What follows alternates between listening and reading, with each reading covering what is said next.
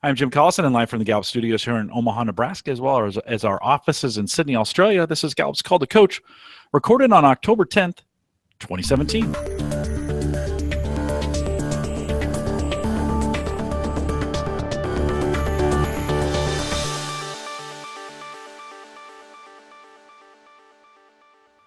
Call to Coach is a resource for those who want to help others discover and use their strengths. We have Gallup experts and independent strengths coaches share tactics, insights, and strategies to help coaches maximize the talent of individuals, teams, and organizations around the world.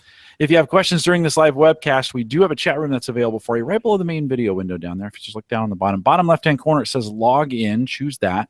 Choose the guest account. Take that guest name out. Put your guest name in. Put your name in, and then hit submit. And you can ask us questions live during the program. If you're listening to the recorded version or have questions about custom strengths coaching solutions, you can contact us as well. Send us an email, and really this is a great email for any questions you have, coaching@gallup.com, or use the contact form right there on the live page. Don't forget to visit the Gallup Strength Center, just gallupstrengthcenter.com, for all your Clifton coaching resources and training needs. You can also catch the video and now streaming and downloadable video. We call that podcasting, by the way. You can get these on your phone, make it available for you. Listen to it in a car, on a train, in a plane, and kind of recoup that time that you're traveling. Great way to listen to it. All the instructions, all the links, everything you need is on our coachings page. Go to coaching.gallup.com and click on the resources tab. That's the best way to do it. Ann Lingefelter is our host today. She works as a learning solutions consultant with Gallup in our Sydney, Australia office. And it's great to see you. I always realize when I do these so late here, man, I can't talk, but welcome to another Call to Coach. It's great to be here, Jim. Thank you very much. You know, I think that Call to Coach is at its absolute best when we showcase best practice strengths and engagement application. And today's show, I believe, is a powerful example of that. Minter Ellison is an international law firm headquartered in Australia. It's regarded as one of Asia Pacific's premier law firms. Our guest, Fiona Glendinning, is Minter Ellison's Chief Experience Officer. Prior to working for Minter Ellison, Fiona has had many global leadership roles, working for organizations like PwC, Westpac, Sun Microsystems, just to name a few. And I'd love to be able to look at some of the lessons that Fiona learned whilst she was in those organizations. But today, we're going to be focusing on Minter Ellison's Empower program, which Fiona is the chief architect of.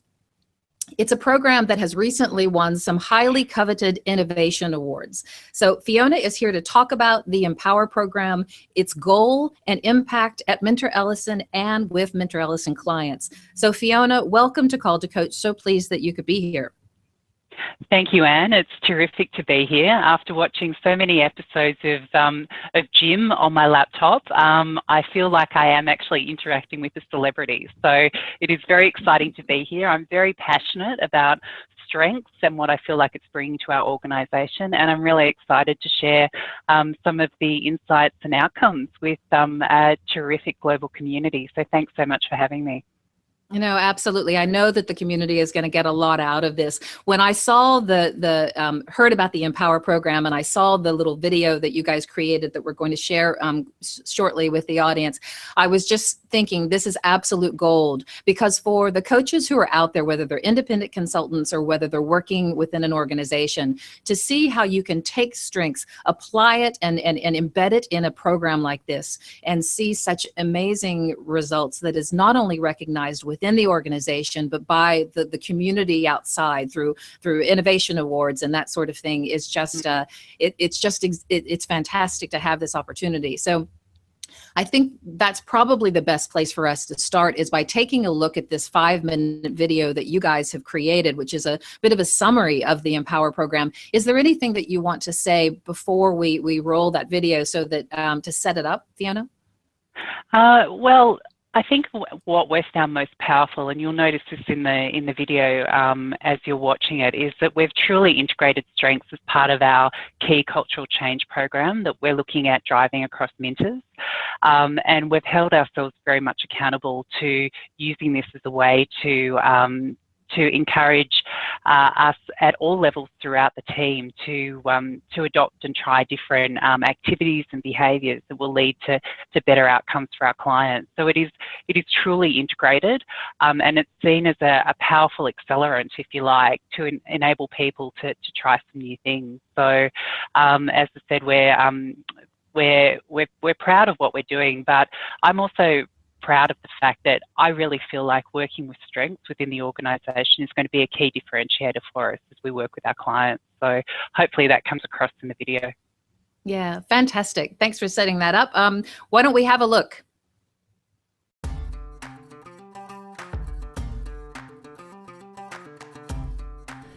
Our clients have told us that they consider Minter Ellison's strengths to be our technical expertise and that we're nice people to work with.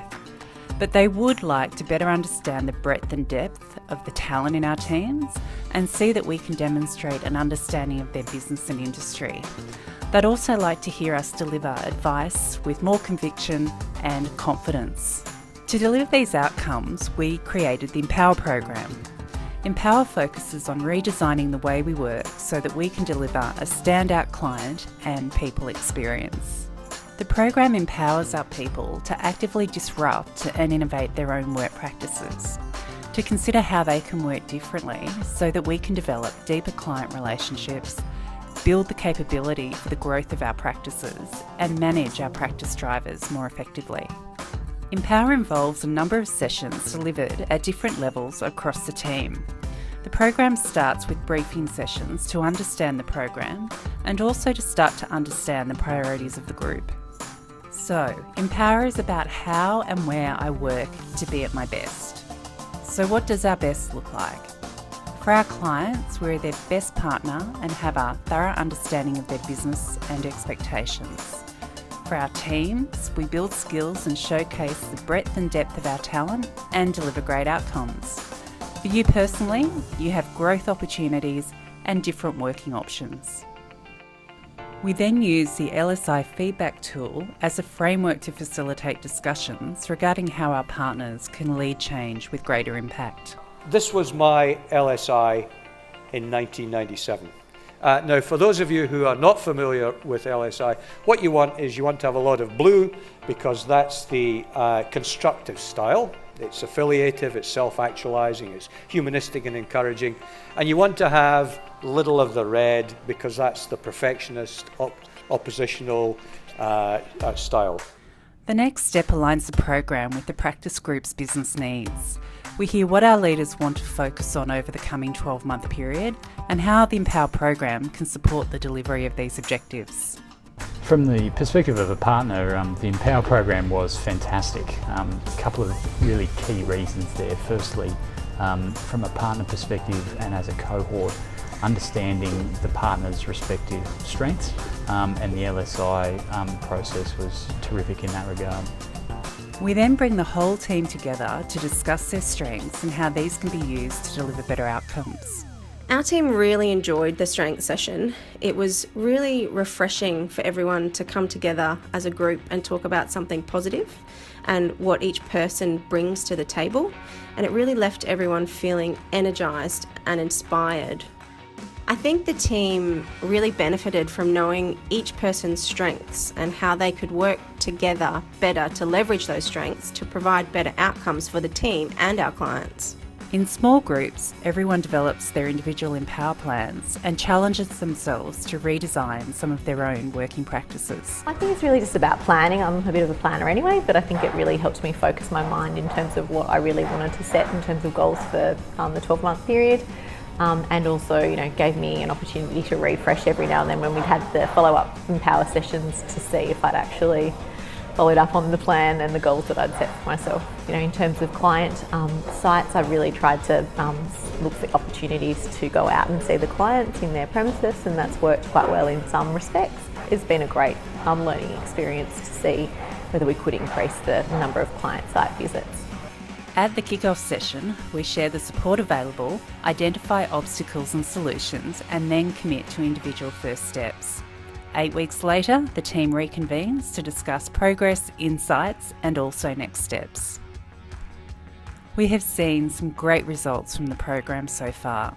Over the last 12 months, people working at client sites has increased by 10%. 20% of Empower participants had felt they had developed stronger relationships with clients, and flexible work practices in teams had increased by 15%. The Empower sessions are the first ones where I've seen really full-on buy-in from everyone from partner level right down to support staff. So two really big takeaways I've seen from the Empower program is it's really helped facilitate some really good conversations amongst our team. We've had people at all levels coming and bringing forward some really good ideas that we previously wouldn't have thought about putting in place.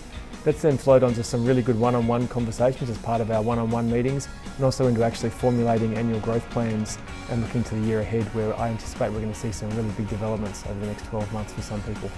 Teams have achieved some great outcomes through Empower. We're really excited to bring the program to the rest of the firm to continue to challenge ourselves to deliver the best people and client experience that we can.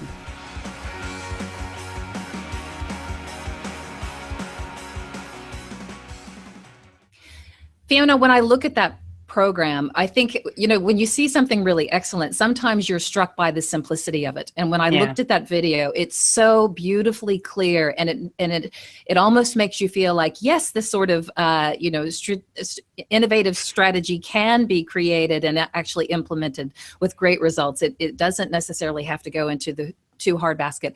I think that what I'll do today in our conversation about Empower program is probably follow that 7-point timeline that you showed that sort of rolls it out and ask a few questions about that. But before we get to sort of the number one position on that, as Chief Experience Officer, you're responsible for increasing the experience for both your internal staff and also for your clients.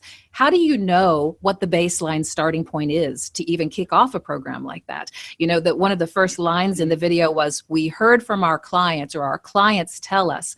I mean, obviously you've asked them, but tell us a little bit more about how you ask, both internally and externally.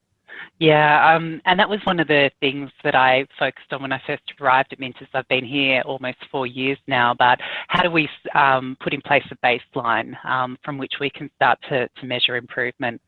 And so what we've done is we've done some really robust and rigorous client listening.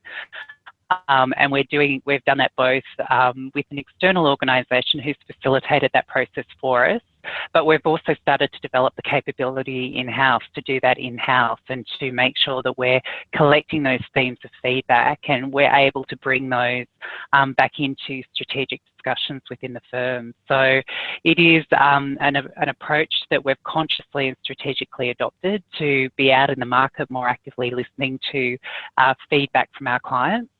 At the same time, adopting an approach where we're doing exactly the same internally as well. So making sure that we're listening to our people and doing that through a number of different mechanisms, certainly through a formal engagement survey approach. So we've now implemented a strategy and approach with respect to how we do that on a regular basis, but also through different sessions that happen across the firm, whether it's our chief executive going out and running sessions with roadshows with our people, but also through other different meetings and discussions, making sure we're capturing that feedback. I think where the interesting dynamic is where those two pieces start to intersect. And where those two pieces start to intersect is where we've really pitched the Empower program, because we really feel like, where those two pieces intersect, that's where we need to make sure that we're delivering our major cultural change program. So that's how Empower came about. Yeah, fantastic. When you start to think about the goal, you talk about at the beginning of it, you basically empowered your staff to disrupt the way that they do their work in order to meet their clients' needs. Yeah. How was that? In the video, it's so clear because you say, we look at, I want to be at my best. I want to be at my best for clients. I want to be at my best with teams. I want to be at my best individually and personally. When you get into that first stage of Empower briefing sessions, I'm assuming that's where that happens. Who defines that? How do you define my best, our team's best, and the best for our clients? I would imagine that with 20 people in the room, there would be potentially 20 ideas about what's going to be best for the client, and potentially for the team and for the individual as well. So how do you agree sort of on that definition of the best? Yeah, so what we're really conscious about with respect to Empower is it's not a one-size-fits-all approach, and every individual is going to be different, every client is going to be different, every team is different. So what Empower does is provide a framework to enable people and the team to have a discussion about, for example, at an individual level, given where I'm at in my career at this point in time, given my objectives over the next 12 months, for me to be at my best, this is what it looks like. And then from a client perspective, it's, well, given what we know about the client, given where the client is in terms of their strategic objectives, this is what we think is the right approach in the situation. But also encouraging our teams to actually go out and test that with clients too, to make sure that we're not making erroneous assumptions, if you like, because we tend to be quite good at that at times, sitting in our nice office thinking, well, this is what we think, or this is what they might say. Let's actually go out and have some of those discussions as well. So it's very much an individual approach, and I think the power of this program is that we provide the framework for people to have those go through that process to define what it looks like for me at this point in time. Yeah. So I noticed for some folks, it was about increasing the number of face-to-face meetings with clients, the number of time that they were able to go on site. So what you're saying is an individualized approach. That was not a goal that went then across a team or across a client. It was, or have I gotten that wrong? No, I mean, we're certainly encouraging our people to have different interactions with clients. And to be on site with them more often and be face-to-face with them on a more regular basis. And that's where I guess the strengths have been so powerful, because it allows people. I do, I'm approaching this as an objective that we know will deliver good outcomes for the team and for the client. I'm feeling a bit uncomfortable about this, understanding what my strengths are. How can I use my strengths in a way that helps me define what this might look like for me? So how can I go back to my strengths and say, well, I've actually got some strengths in this area, and I know they might be valuable to clients. So how can I use this in my interactions with clients and use this as a way to be more present with them? Because we do tend to sometimes fall into the trap of just thinking that all our clients want is a piece of advice, rather than actually taking the time to go out to be present, to understand clearly what their expectations are, and to make sure that we're delivering something that is a great piece of technical advice, but very commercial and very cognizant of the industry in which they're operating. Yeah. So besides going out to the client site and having those different types of interactions, what were some of the other common disruptions that you saw come to the fore? Yeah, a lot of ideas around efficiency. So how can we be more efficient in the way that we approach certain tasks or certain outcomes that we wish to achieve? Certainly a lot around collaboration as well. So how can we interact with members within the team, but also other teams across the organisation in a way that brings a much more diverse approach to not only the team itself, but to our clients. So there's been a lot of ideas that have come through from those two areas that have been really important, and also in terms of personal development as well. So what we've been really excited about is ideas that take the way that we do our work at the present time, and we've redefined what that might look like to enable us opportunities or stretch opportunities, which means that you're not just sending someone off to a course or a program. You're actually looking at how you do the work differently in a way that provides that opportunity for further growth and development. And I think that's where we're starting to work smarter, and we're really starting to say, look, just because we've done this piece of work this way in the past doesn't mean this is how we need to do it in the future. And what can that look like? And how can we just kind of toss that up in the air and say, well, why don't we try it this way and see what happens? Yeah, I love that ability to try these things and And there must be a KPI for failure too, right? It's got to be okay to be able to take these risks. You have to be able to have an environment where you can take risks and fail if you're going to have great innovation.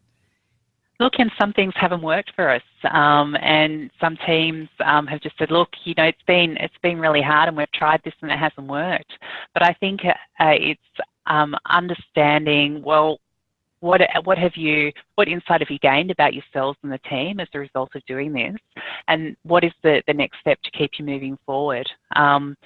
One of the things that we have been quite conscious of throughout this is using this as a real-time change exercise to allow people to understand what is the process of change in an organisation. And yes, you do feel excited at the start and there's lots of energy and enthusiasm, and then it starts to get a bit tricky and a bit difficult, but we always have a choice at that point. We have a choice to keep moving forward or to revert back to old behaviour and practices.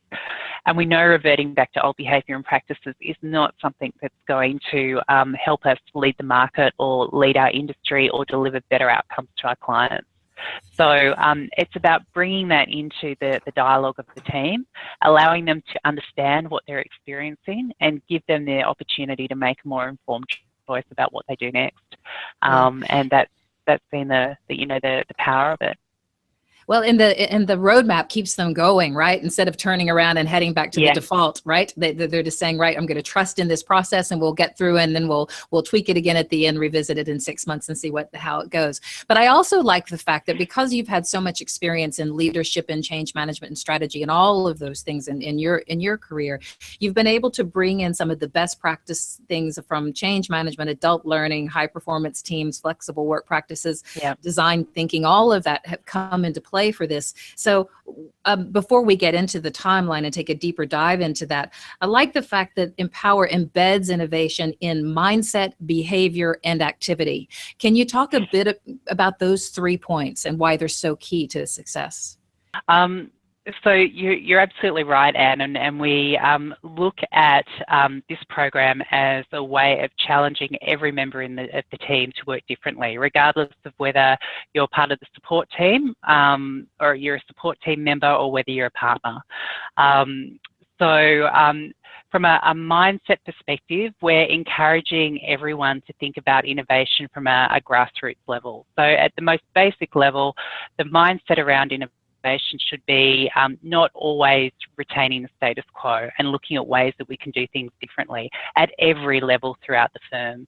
We have lots of great innovation programs happening, but what we need to do is create a mindset and a culture that provides a rich ground, if you like, for those those broader innovation programs to land. So this is around challenging that mindset that it's up to everyone in the firm to think of innovation as their responsibility, and innovation is about doing things differently. Once we've got mindset, that then leads on to behaviour. So if it's my responsibility, what does that mean for me? How can I interact differently? What can I do that helps us achieve our broader goals and objectives? And then we translate that into activity. And the activity component is the Empower Plan that we have every member of the team from practice group head right down to secretary. Everyone has a plan where they define what it looks like for them and what they can do differently over the next 12 months. And then we make those plans transparent across the team. So everyone gets a copy of everybody else's plan, and that's a great moment in the program where those plans are distributed in their little Empower binder, and people start going through the plans and going, oh wow, that's actually a really good idea, why didn't I think of that? And oh, I see that you're looking at achieving this as an objective, how can I support you? It's about building that transparency and trust within the team. So it is absolutely around mindset, behaviour and action. And throughout the design of the program, we look at addressing each of those, in a sort of a systematic way. Yeah, fantastic. And it'll be interesting too, when I was listening to this, and a lot of the feedback I've heard from speaking to Mentor Ellison employees has been that there's a lot of energy and a real buzz around this, and especially around the strengths element of it, because it's so unusual, perhaps, in that sort of traditional legal environment. And so can you talk a little bit unusual. Talk a little bit about that. And do you know what? I love the fact that Minters is investing in strengths as something that they really feel will support our culture change that we're looking to drive, but also will support different types of interactions out with our clients. I love the fact that we're investing in it. I've been a big supporter of strengths right throughout my career, and being able to bring this into Minter Ellison and to see the impact that it's having. And so we go out to speak to people after the program, and the one thing they can't stop raving about is the strength session, and how much it was an eye opener for them, and that is just so rewarding to hear. So it's about having a different conversation in the team, and you think it is quite simple. It's an amazing framework to have that kind of conversation, to have that conversation within the team that enables people to say, well, actually, yeah, maybe if we play to our strengths, we might deliver a better outcome here. And for them in a short focus session, to be able to give them that as a frame of reference has been really powerful. And it's one of my favourite sessions to deliver, and I also know it's one of the favourite sessions for the teams to receive as well, because it's something that's completely different from what they've experienced before. Yeah, and I think it's beautiful too, in that it allows people to see their colleagues through a different lens, with different eyes, really. So the way that we position strengths is across three different elements. So first of all is absolutely around diversity. So we talk a lot about diversity, particularly in the legal industry. For me, a foundational element of diversity is appreciating and understanding the different strengths that people bring to the table, and allowing people to play to those strengths more often, rather than conforming to a type that we feel that we should be. And strengths is a great way to introduce diversity into teams, because it's non-confrontational. We're talking about something that is very powerful and very much a value add. So the first element that we introduce strengths through is this concept of diversity. Let's understand the diversity that exists across the team, to understand that people will approach achieving outcomes or solving problems in a very different way. But the power here is bringing those different approaches together. And how can we do that more consciously and more strategically? So absolutely from a diversity perspective. The second piece is from a client perspective. We know that if we approach something by harnessing that diversity, we're going to deliver a better outcome to our clients. So rather than just approaching it in one singular, one-dimensional way, let's look at how do we bring these different approaches to the table and challenge each other about the outcome that we're looking to deliver to our clients.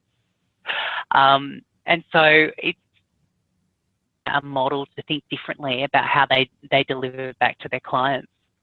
And then from a final perspective in terms of how we use the strengths, it's about developing that resilience and that confidence to do things differently. So what we're talking about here is change. We know change is hard, but what we're giving people through the strengths work is that confidence to try some new things.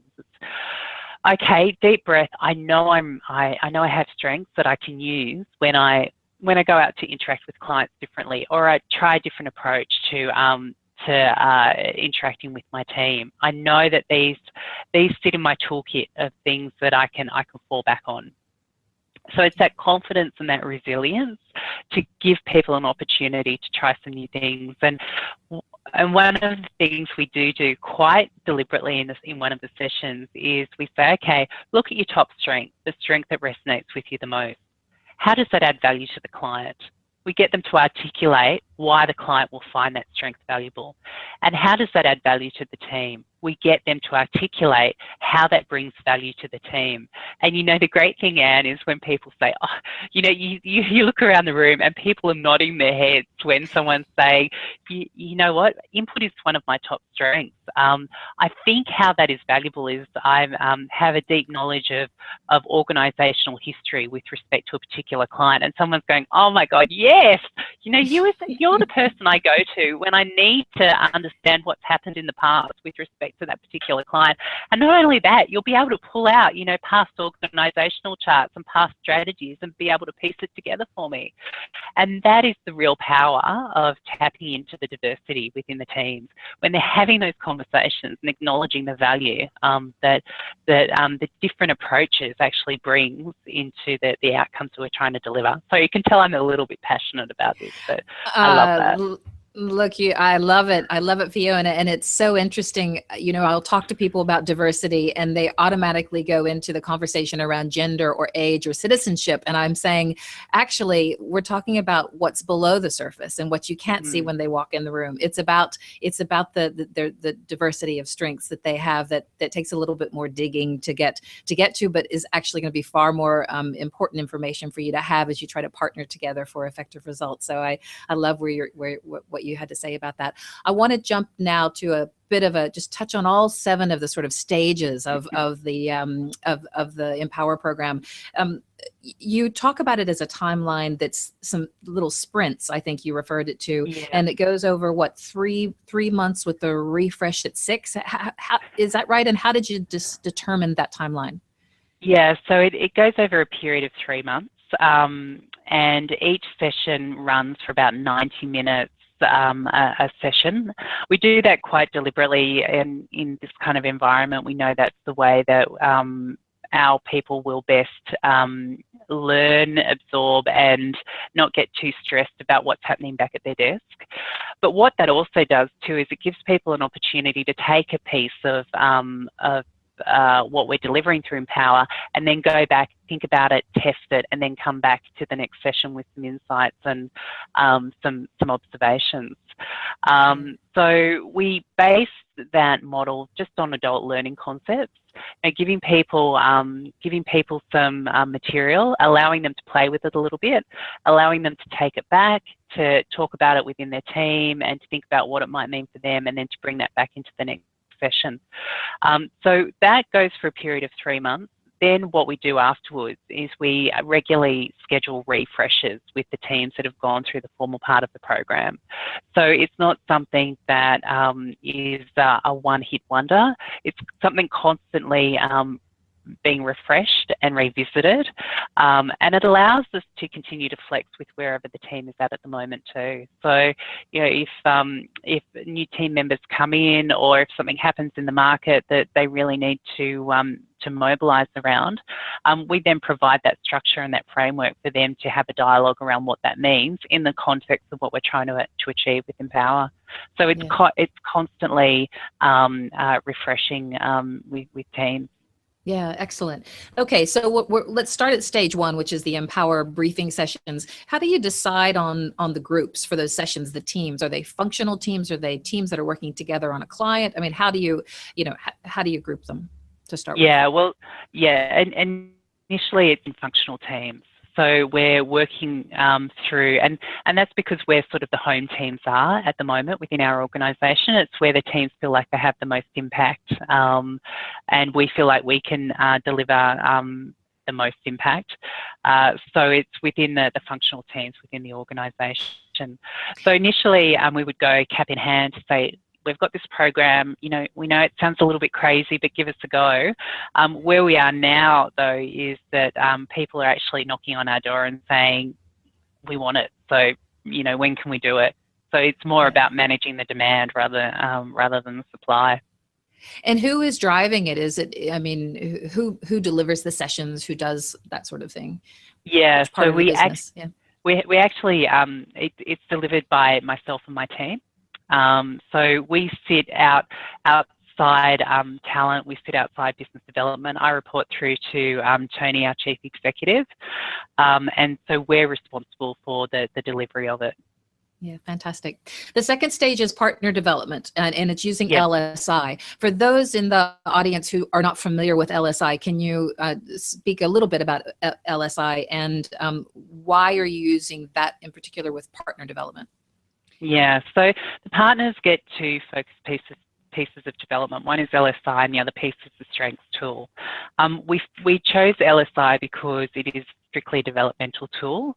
It's not a personality profile, if you like, and it's something that allows partners to say, well, given this point in time, this is where my greatest strengths are and this is where my greatest opportunities are. We really feel it's important to work with the partners first, because any impact that we can have directly correlates with how partners lead the overall program within their groups. So this just gives us a really good framework to have that dialogue. It also links in with the strengths really nicely, because for people who know LSI, they'll know that there is a component in there called self-actualization. For us, self-actualization is one of the most critical components of any LSI profile.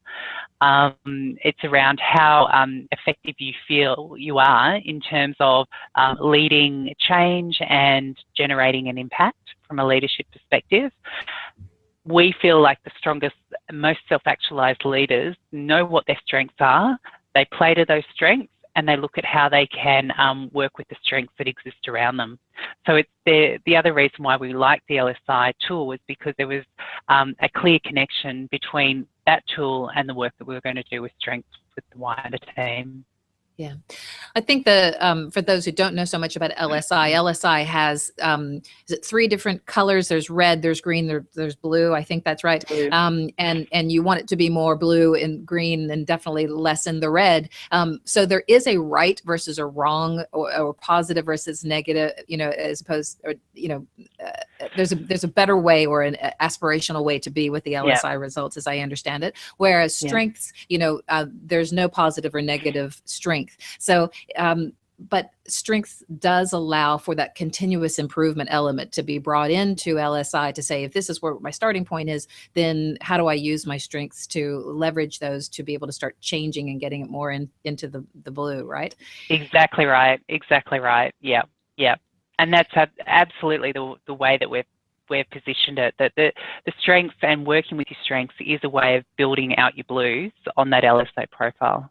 Yeah, excellent. So the third stop along the timeline is the partner session, and that's where you're aligning the program with practice group business needs over the next 12 months, and trying to understand how it can help meet those needs. Can you tell us a little bit about what you saw in that stage?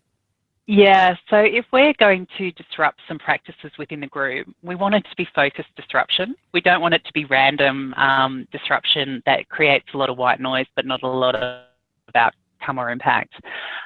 So the way that we make sure that happens, where we debrief a composite of the LSI, and as a leadership group they talk about how they can most effectively lead change, and in the context of that change we talk about what they want to achieve over the next 12 months and what does that look like. And we do it from the perspective of 3 different areas: capability, growth and innovation. So we get them to define where they want to be in the next 12 months from a growth, capability and innovation perspective, how they can lead more effectively to support some of that. But that gives us a broader framework to then move into the sessions with the team to make sure that when we use that sort of hackneyed phrase of disruption, we're doing it in a focused, conscious, strategic way rather than just creating a lot of white noise in business. So anything that we propose, we map directly back to what their objectives are. Yeah, excellent. That's fantastic. I'd like to dig deeper, but we're going to run out of time, so I'm going to keep going. So the fourth stop on the journey is the team strength session. So it seems to me you're bringing the whole team together to talk about how their strengths can be used to achieve their outcomes. I know that there's a lot of energy in this stage. I know it's a refreshing, well-received idea to say, hey, we're going to look at what we do well, and what value that brings. Can you talk a little bit more about that stop on the timeline? Yeah, so we start with strengths because we know we're starting with a bang, if you like, and we know that what we're going to do is create a lot of energy, a lot of focus, and a lot of anticipation for the rest of the program. Also a bit of a challenge to them as well, because in most cases they've never had a session like this before, where we're actively encouraging them to talk about what they like doing. One word that describes them in a very positive frame. So this is a session that where we start off with talking about empower. We talk about the fact that we want to challenge them in terms of the way that they achieve their outcomes, and one of the ways we would like them to think about that is adopting a strengths-based approach to how they work with each other and how they work with their clients. And then we work them through the session where we talk about strengths, we talk about the meaning behind strengths and why it's a powerful tool to use when you're really defining the experience that you want to create with your team and with your clients. We get them to build a team strengths map, and we also talk to them about how we can start to use strengths more actively across the team, and how that might then feed into the Empower plans that we create at a later date. So it is something that really sets up the program in a really positive way, and it gives them a sense that, okay, this is something different. It's really interesting at times. I feel a little bit uncomfortable with talking about strengths and you know, the sense at times is, well, when are we going to get onto the real stuff and talk about, you know, where we don't do so well? And even that is an interesting mindset to explore during those sessions. To give people at times almost the permission to move into this space. And that's where I love strengths, is that because it provides a framework for the team to do that. We also give them little cards where we ask them to put their top 5 strengths down in the session, and they take their cards back to their desks and they display those cards. They're just little tent cards, but they display those cards on their desk, so their strengths are front and centre over the next period of time before the next session, because their field work before the next session is simply experience how their strengths are playing out in their day-to-day interactions with the team and the client. So with the individual or personal empower plan, so when they're really bringing this, you know, into themselves, and how, you know, what are their goals? How are they using their strengths? How are they going to redesign their work? How do they work with their team, and how does their team work with them? And then what does success look like? So that little lovely wheel that you've created for that personal empower plan, when they're getting into that, does their manager come into that conversation? Is that something that they start to share with their, you know, individual reports, or sharing that with their manager? And what is that looking like? Yeah, so that is the next session that we do, where we do a refresh on strengths, and then we talk about how we can start to use some different insight to working differently. We run this session as a peer coaching session, so everyone does their Empower plan, and we do very much link it back to strengths, but also link it back to the objectives across the team. Everyone then shares their plans with each other during the session, and they talk about what they'd like to achieve, and that is in itself a really good dialogue. I believe that dialogue is all the better for having done the strengths beforehand, because the strengths discussion really provides that foundation for having these kind of dialogues in a very positive and constructive way. So the fact that the strength session has been done before we start to move into looking at how we can do things differently is a great foundation for having some of these discussions. It really starts it off from the right foot, so to speak. But then these plans are shared with the partners of the team. And in all of the cases where we've shared these plans with the partners of the team, they take a step back and go, oh, wow, this is really interesting. This is great insight, and I didn't know this, or it's good to see that our thoughts are aligned. Not once have we ever had someone say, oh, wow, that's just off the dial. There's no way we can do that, not once. And that, again, in itself has been a really interesting journey for our partners to see that, you know, you can empower your people, and they're not going to take it to a crazy place that is going to be something that you need to to pull back from. But what they're doing is coming at it from a very positive, constructive, stretched approach that really does fold into the business objective. Yeah, fantastic. So that's the team launch and empower and practice, right? Is that the sixth one? And then from there we go into the results and the journey continues, which is where we are now, right? Some of the results that your partners talked about were 10% more client site visits, 20% stronger relationships with clients, 15% teams saying that they felt like they had more flexibility in what they were doing. What are some of the other results that you've seen? So other results that I've seen have been, at times little things that give me the most, the most reward is when I wander into someone's workstation area and I see that they've got not only their strengths up, but the strengths of the entire team pinned up on their wall, and that they're using that actively. It's when I hear someone in the lift talk about their strengths and how that's been beneficial in something that they've just done with a client or with the team. It's those qualitative instances.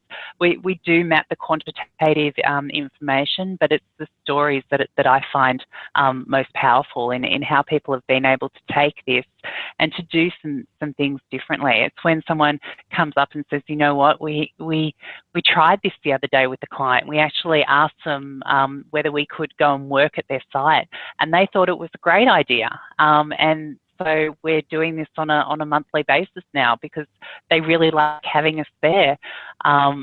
It's when people have their comfort zone, tried some new things, and it's worked and it's been really rewarding for them. It's those stories that have been the best.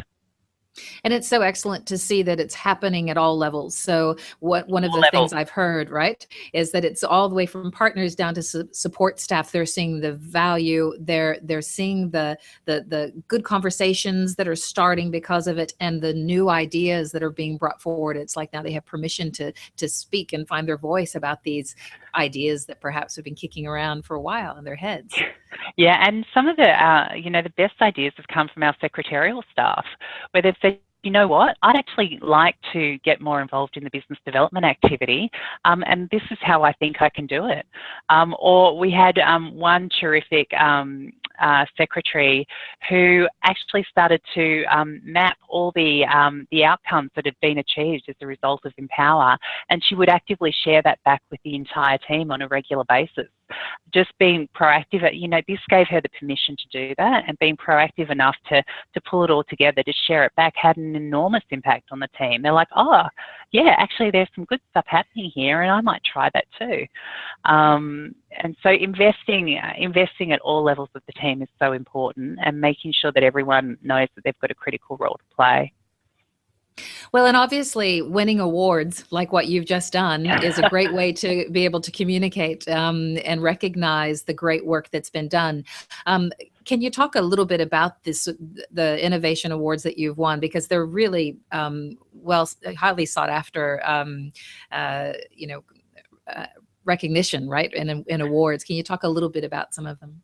Yeah, so we won just recently the Financial Times Innovative Lawyers Award in Asia Pacific for strategy and changing behaviours. So it's as you said, and a highly sought after award. We were so proud to win it, and it's very well researched, the award. So they to actually achieve the award, you need to provide a number of referees in that can demonstrate that there's been some kind of impact as a result of what you've done here, both clients but also internally within the organisation. So it's tricky to win. We were very proud to win it.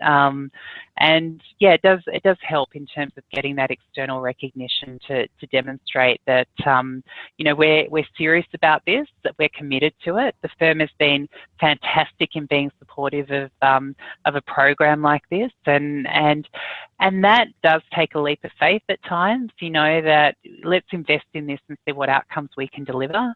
But we've stayed the course, and I really think that now we're starting to see some good results as an outcome. And what we see with our other clients who are having results like that from a strengths-based approach is it helps to actually attract new talent and great talent who are looking for something like that into the organization. And we've definitely seen that in feedback that we're getting from our summer clerks and from our grads. You know, it's a very competitive market. All of the major law firms are competing very rigorously for talent in that market, but also more broadly for talent.